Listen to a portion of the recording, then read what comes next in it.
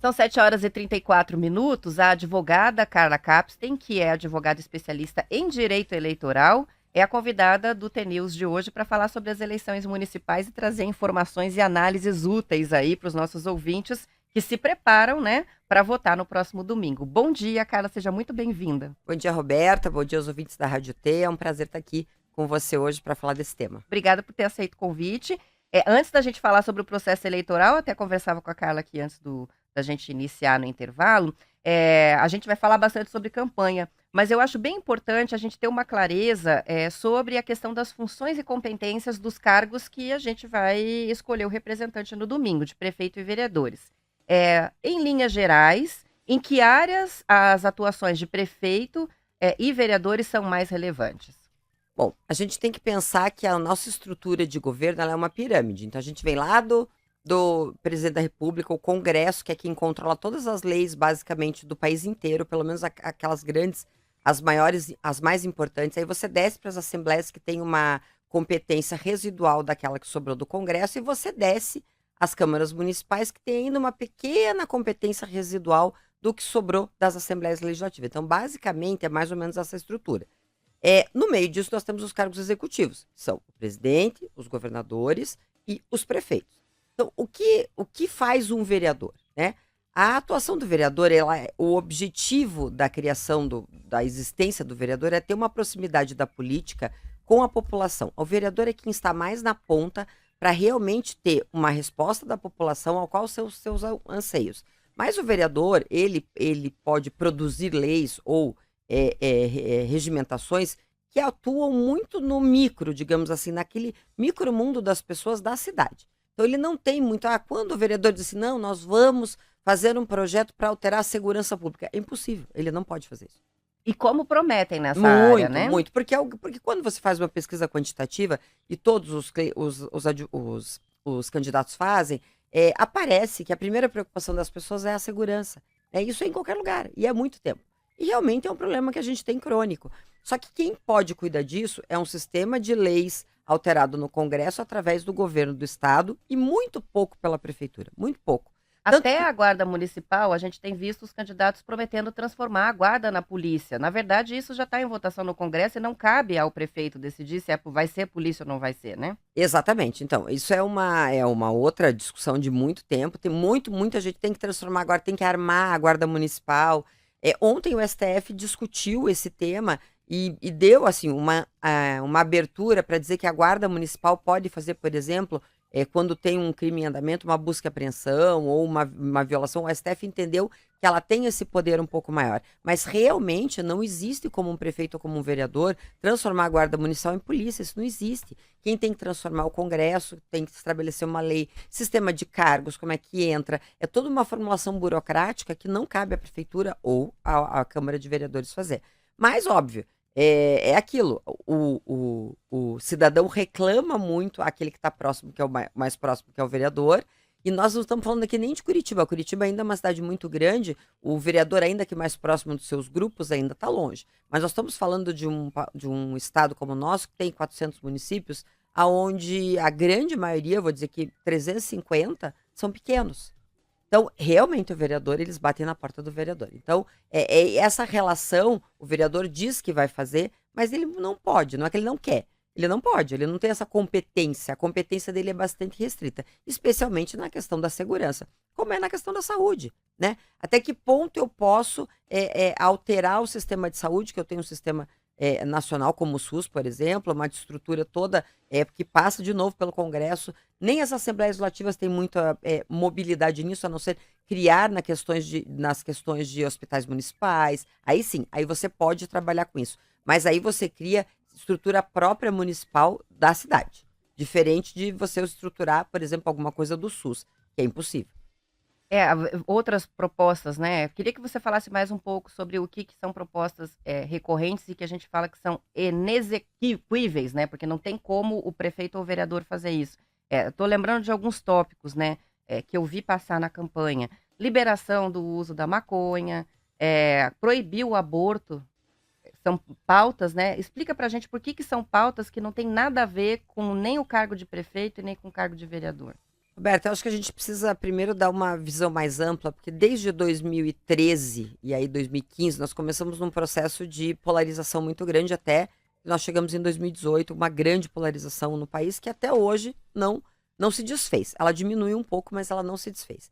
E essas pautas de costumes, que é o que a gente chama, como você falou da questão do aborto, ou a questão da maconha, as pautas de costumes, elas colocam as pessoas em lados muito opostos, e isso, por alguma razão, é o que muito o eleitor quer ouvir. Ele não sabe que o vereador não pode fazer isso, mas ele quer ouvir que ele vai fazer.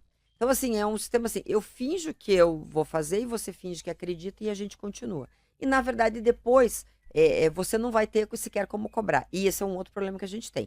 A população, nós todos, nós votamos e não temos a consciência de cobrar o nosso legislador, e aí eu estou falando aqui especificamente de vereadores, de deputados, naquilo que ele prometeu ou naquela linha em que ele segue, e nós realmente não cobramos. Nós não vamos cobrar os nossos deputados, especialmente, em grandes votações. E esse é o nosso erro. Nós não somos uma população educada politicamente para isso. Eu me lembro que antigamente, eu escutei um pouco você falar isso aqui agora há pouco, antigamente a gente tinha ainda um resquício do regime militar, mas a gente tinha estudos de políticas sociais na escola. Eu tive na faculdade estudo dos problemas brasileiros, eu tive na faculdade de Direito. Então isso era muito importante para você criar o quê? Uma consciência política crítica. E hoje nós não temos isso. Acabou qualquer prefeito ou qualquer administrador que queira criar uma consciência crítica nos alunos esbarra até na escolha dos livros. Então, assim, a gente está vendo uma época muito obscura em relação à educação política dos nossos jovens. Isso é muito importante. Se a gente que é mais velho também tem dificuldade, imagine os jovens. Então, essas pautas que são inexequíveis, as pautas que não tem como resolver pelo vereador ou pelo prefeito, elas são faladas porque a pessoa quer ouvir aquilo, ela quer se sentir segura no mundo dela, enfim, dentro do que ela acredita, de que aquilo vai ser resolvido ou não vai acontecer, né? Ou vai ser resolvido ou não vai acontecer. Então, na verdade, é uma coisa muito mais psicológica e a gente vai dizer assim, é mentira, mas a pessoa sabe também que é mentira, muitas sabem. E muitos não sabem. Muitos não sabem que o vereador e o prefeito não podem simplesmente proibir aborto ou proibir as questões de ideologia de gênero, que é o que se fala muito. Gente, é uma maluquice isso, é uma maluquice, né? A gente... São termos prontos, né? Termos A doutrinação, o fim da doutrinação nas Isso. escolas. Os termos prontos é que são terríveis. O que na ideologia de gênero não é nada. É ensinar as crianças como é que Mas o mundo sempre funciona. foi assim, ou você acha que a polarização que a gente teve, especialmente na campanha presidencial, e que foi muito forte, contribuiu para que o debate se esvaziasse, o político de verdade, para a gente ficar Não, nunca foi nesse atletiba, né? Nunca foi assim. A gente tinha debates políticos muito altos. Se a gente pensar mesmo na década de 89, a campanha presidencial, onde nós tínhamos grandes candidatos. Você pensar as candidaturas do Estado mesmo, como governadores, como prefeitos, você tinha grandes discussões acerca da condução da cidade. Veja o que o próprio Jaime Lerner fez, o próprio Roberto Requião em outra fase. A briga deve ou não deve fazer um novo terminal? Será que vai ter metrô ou vamos fazer VLT? Vamos deixar era isso, a calçada bonita ou vamos fazer um ônibus novo? Essa era a briga. Era a briga de onde quem, investir? Né? Então, assim, isso era uma briga saudável, era uma discussão política saudável. Hoje a gente discute coisas completamente que fogem, assim, a mesma lógica. Nós não temos discussões lógicas hoje. Se a gente puxar, a gente sair um pouco de Curitiba, que logicamente é uma cidade mais calma, digamos assim, nessa estruturação, mas não tanto. Eu que atuo na eleição, vi coisas assim bem complexas esse ano em termos de propaganda propaganda feita na internet, né? De candidatos que não têm horário de televisão, por exemplo.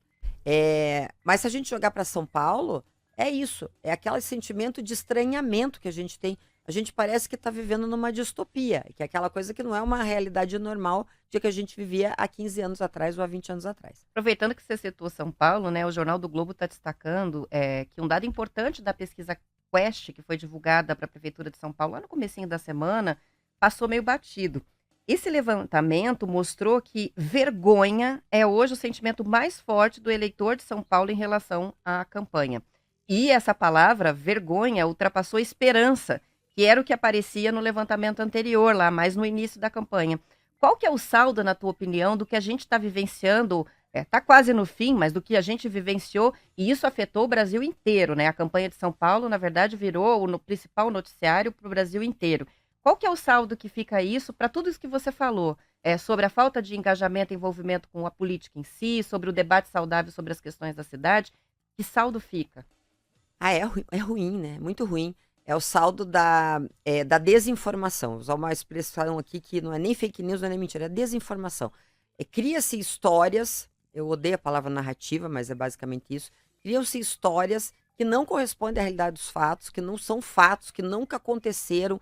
Fazem-se recortes de falas para se criar fatos políticos, e hoje nós temos um problema que nós não tínhamos há 20 anos atrás, que são as redes sociais. As redes sociais têm suas grandes vantagens, aproximar pessoas, você ter um lazer, enfim, ela tem as suas vantagens, mas o problema é que ela se tornou um meio de uma política obscura hoje. E São Paulo é um exemplo. São Paulo acho que se tornou tão central, porque é a maior cidade do país, porque nós tínhamos candidatos estridentes e candidatos famosos, né? A própria postura do Pablo Marçal desde o início foi muito clara de que era uma coisa daquela meio macaco bugio, né? Ele queria realmente criar a confusão. E fez. E isso levou o eleitor que já é afastado, porque o eleitor cada vez se afasta mais, o eleitor médio. Nós não estamos falando daquele ultrapolarizado. O ultrapolarizado, ele está lá no seu canto, cada um do seu canto. Mas o eleitor médio, que é a maioria, ele está assustado e está desacreditado. Então ele ainda se afasta mais ainda do que ele já está afastado das discussões da sociedade, das discussões de escolha dos seus políticos. Isso é muito ruim. São 7 horas e 46 minutos e um levantamento divulgado nessa semana pelo portal da RIC está mostrando que mais de 4.500 candidatos, só aqui no Paraná, estão com a situação eleitoral indefinida para o primeiro turno das eleições. Ontem mesmo, o Tribunal Regional Eleitoral manteve indeferido o registro de candidatura do Barbosa Neto, candidato à Prefeitura de Londrina pelo PDT, que tem chances de ir para o segundo turno. Ele foi condenado por improbidade, mesmo assim se candidatou, mas está com os direitos políticos suspensos. O que acontece em situações, vamos pegar o Barbosa Neto como exemplo, mas o que acontece em situações assim, cara? Por exemplo, se por uma hipótese ele ganhar a eleição e for mantida essa decisão. Ontem eu estava no tribunal, eu tinha vários casos de impugnação de registro ontem para julgar, então teve muitos municípios ontem que ficaram realmente com situações bastante definidas ou indefinidas de pessoas que simplesmente não podem ser candidatas.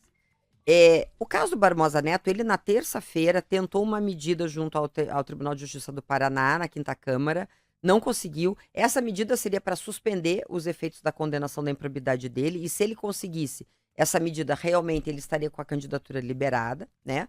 É importante esclarecer para os leigos, que é o seguinte, para quem não é do direito. Quando todo mundo pode se registrar.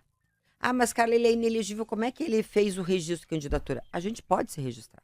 Eu, por exemplo, se quero sou filiada a partido político, porque eu sou advogada, eu posso me registrar e vou lá. Ah, mas ela não tem filiação. Daí eu vou lá e recorro de novo. Mas ela não tem filiação. E eu recorro de novo. E mesmo assim eu fiz a minha campanha e o meu registro foi indeferido. Então, esse é a grande crítica que nós, eleitoralistas, enfim, acadêmicos do direito, fazemos em relação à estrutura política que a gente tem. Aonde que tinha que ser o registro? Lá em março. O registro tinha que ser lá em março. Para dar tempo de julgar, né? Claro. Eu vou lá em março, eu faço um pré-registro, eu apresento todos os meus documentos e a Justiça Eleitoral vai me dar um salvo-conduto e diz, não, essa candidata aqui, ela está apta a ser candidata. Ah, mas no meio do caminho pode mudar? Até pode, mas daí você diminui muito esse mundo. Nós estamos na véspera da eleição e nós tivemos uma média, suponho aqui, de uns 25 ou 30 registros julgados por dia no tribunal essa semana. É impossível dar conta, né? Impossível. Impossível para o tribunal, impossível para a Justiça Eleitoral e para a ponta, que é o caso que você perguntou. Então, todos esses municípios hoje, o que acontece? Não dá mais tempo de tirar os nomes das urnas. O Barbosa Neto vai ficar com o nome dele na urna, como todos aqueles outros candidatos de ontem que foram julgados indeferidos, vão estar com seus nomes na urna. Os votos que eles receberem vão ser nulos, porque eles não têm registro. Ainda nós temos um período ainda de recurso ao TSE, né? Isso ainda pode mudar? Sempre pode, mas é difícil. Nos casos que eu vi, é muito difícil. Então, indo ao TSE e não mudando a situação dele, se ele não conseguir nenhuma decisão no TJ, ele vai continuar indeferido. Então, uma coisa depende da outra. Então, ele vai continuar indeferido. Se ele ganhar a eleição vai ser anulada. Faz outra votação? Perde a eleição. Não toma posse ninguém, no dia 1º de janeiro vai assumir como prefeito de Londrina o presidente da Câmara, que for eleito, e aí se faz uma nova eleição, uma eleição suplementar. sem que ele possa participar. O que o TSE tem feito em relação a isso? Tem feito quem deu causa à anulação da eleição pagar o custo da eleição. O TSE tem feito isso. Que é uma medida para tentar fazer com que a pessoa que sabe que não tem condições de se eleger, mas ela tem voto, porque isso é muito diferente você explicar para a população que uma pessoa está inelegível. Nós temos mais de 30 critérios de elegibilidade. Tem gente que vai ficar inelegível porque teve um PAD, por exemplo, na OAB. Vou usar aqui minha área. Se algum advogado foi expulso do OAB ou suspenso do OAB, ele está inelegível. Então, assim, nós temos mais de 30. Isso sem contar as criminais. A gente geralmente fica sabendo das de improbidade administrativa, né? Porque são casos que vêm à tona em função de ser da administração pública. Mas, enfim, tem muitos outros, então, Tem né? muitas. A improbidade é o que é mais famoso, a desaprovação de contas no Tribunal de Contas são os mais famosos, e os crimes, quem praticou crime. Então, tudo isso são. Mas fora isso, nós temos muito mais coisas. Então, o que o TSE tem feito para tentar restringir é realmente fazer com que a pessoa que deu fim à eleição acabar sendo nula, ela pague os custos dessa nova eleição. Mas, enfim, para a população, às vezes, é inexplicável. Ela não entende por que o candidato não pode ser candidato. E aí você tem que explicar que há uma legislação toda que proíbe. Aí a lei da ficha limpa, nesse ponto, eu sou uma grande crítica da lei da ficha limpa, porque ela é uma lei muito mal feita, e muito mal escrita e inconstitucional. Mas a lei da ficha limpa, nesse ponto, trouxe a população a uma visão que dizia assim, não, ele está na lei da ficha limpa, então ele não pode ser candidato. Isso trouxe um pouco para a população a visão do que é o candidato inelegível, que a gente às vezes não consegue explicar, porque é muito técnico. Então isso ela fez de bom, digamos assim, para uma população que é alienada em relação à legislação eleitoral ou ao conhecimento de como funciona o nosso sistema eleitoral. Simplificou, né? Isso, exatamente. São 7h51, vamos fazer um intervalo rapidinho e a gente já volta para conversar mais sobre eleições.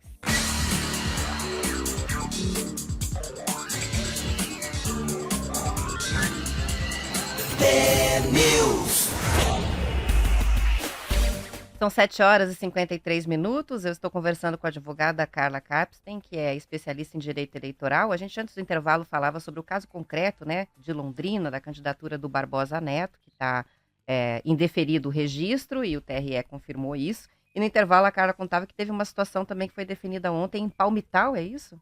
É isso, é um caso bastante interessante. Para contar só um exemplo do que a gente quase não sabe de inelegibilidade. A Constituição Federal dispõe que parentes de prefeitos que já foram prefeitos uma vez e estão na reeleição não podem ser candidatos, porque é proibido o terceiro mandato da mesma família, a continuidade do grupo, enfim.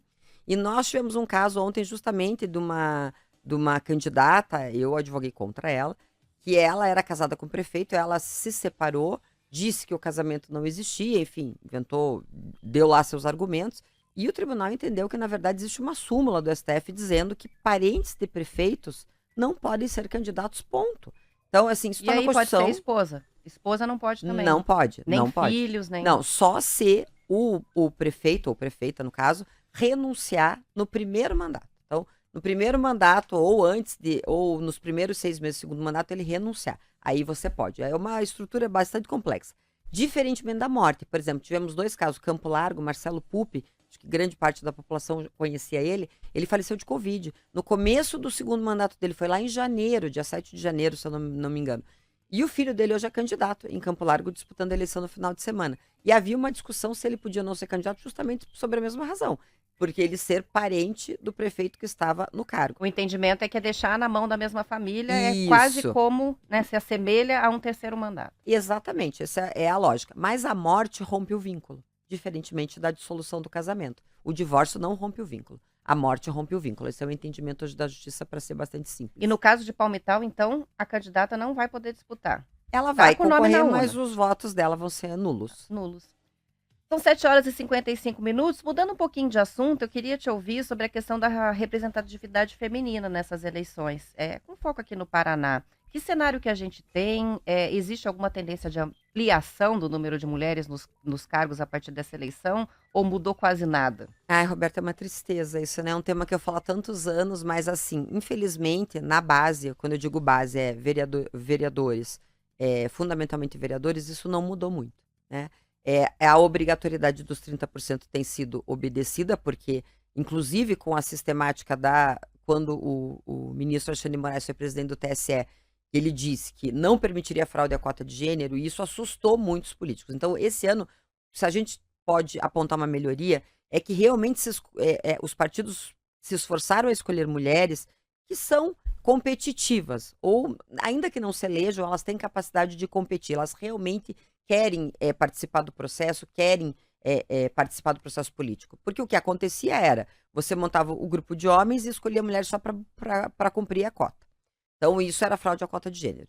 Mas eu não vejo ainda nas campanhas de vereadoras essa mudança tão radical. Nós vamos descobrir isso na eleição domingo para saber como que nós temos o estabelecimento de mulheres na Câmara. Nós melhoramos muito na eleição de 2020 em Curitiba, ela melhorou bastante. Vamos ver se esse salto acontece de novo. Mas eu não senti uma mudança efetiva nessa discussão das mulheres. De novo, é determinado que 30% dos recursos do fundo de financiamento de campanha, né, o fundo eleitoral, vá para as mulheres. Muitas tiveram dificuldade de receber. E é preciso deixar muito claro que o partido pode escolher, sim.